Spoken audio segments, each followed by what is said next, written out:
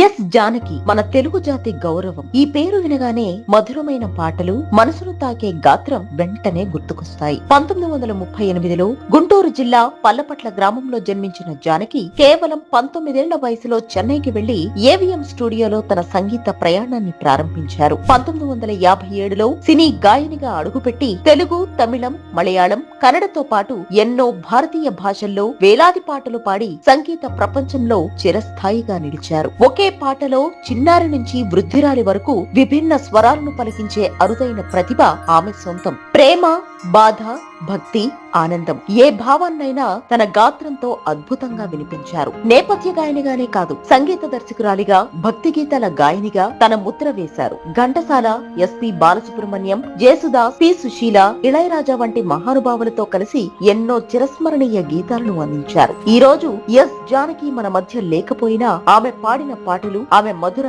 గాత్రం సంగీత ప్రేమికుల హృదయాల్లో ఎప్పటికీ జీవిస్తూనే ఉంటాయి.